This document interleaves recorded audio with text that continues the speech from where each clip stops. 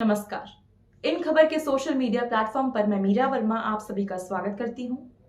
बात करेंगे आज के सबसे चर्चित विषय पर, जो है यूसीसी। यूनिफॉर्म सिविल कोड या समान नागरिक संहिता में देश में सभी धर्मों, समुदायों के लिए एक समान, एक बराबर कानून बनाने की वकालत की गई है।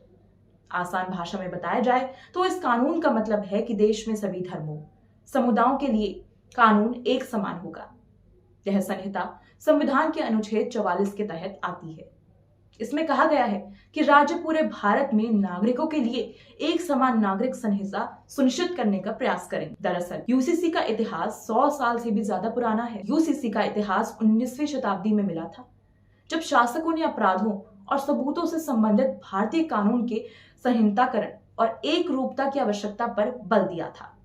हालांकि उस समय विशेष रूप से सिफारिश की गई थी कि हिंदुओं और मुसलमानों के व्यक्तिगत कानूनों को इस तरह से कानून से बाहर रखा जाना चाहिए। क्योंकि ब्रिटिशर्स ईसाई थे, इसलिए उनके लिए भारत में चल रही जटिल प्रथाओं को समझना मुश्किल था।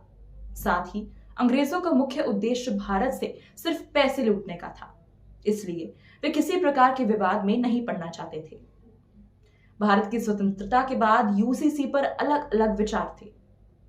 कुछ सदस्यों का मानना था कि यूसीसी भारत जैसे अलग अलग धर्मों और संप्रदायों वाले देश में लागू करना ठीक नहीं रहेगा, जबकि अन्य का मानना था कि यूसीसी देश में अलग अलग समुदायों के बीच एक देश, एक कानून की तर्ज पर सद्भावना लाएगा। डॉक्टर बी आर अम्बेडकर का इस मुद्दे पर मानना था कि यूसीसी कोई थोपा हुआ नहीं, बल्कि एक प्रस्ताव था।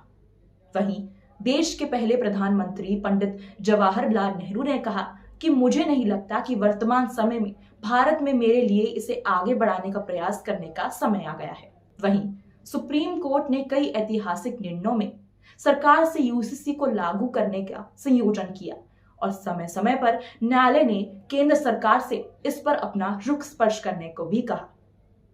मोहम्मद अहमद खान और शाह बानो बेगम के ऐतिहासिक फैसले में सुप्रीम कोर्ट ने एक तलाकशुदा मुस्लिम महिला की याचिका पर सुनवाई करते हुए याचिकाकर्ता के पक्ष में फैसला दिया और समुदाय के व्यक्तिगत कानूनों की बजाय भारत के कानून सीआरपीसी को प्राथमिकता दी थी। इस फैसले में अदालत ने यह भी कहा था कि संविधान का अनुच्छेद 44 एक बेकार आर्टिकल बनकर रह गया है। हालांकि देश में एक शहर ऐसा भी है जहां आज से नहीं बल्कि कई वर्ष पहले से यूसीसी लाया गया था। वर्तमान में गोवा भारत का एकमात्र राज्य है जहां समान नागरिक संहिता है। इस संहिता की जड़ें 1867 के पुर्तगाली नागरिक संहिता में मिलती हैं, जिसे पुर्तगालियों द्वारा लागू किया गया था और बाद में इसे वर्ष 1966 में नए संस्करण के लिए बदल दिया गया। गोवा में सभी धर्मों के लिए विवाह, तलाक, विरासत आदि के संबंध में समान कानून है। आज के लिए सिर्फ इतना ही। अगर आपको ये जानकारी पसंद आए तो चैनल को लाइक, शेयर और सब्सक्राइब करना ना भूलें।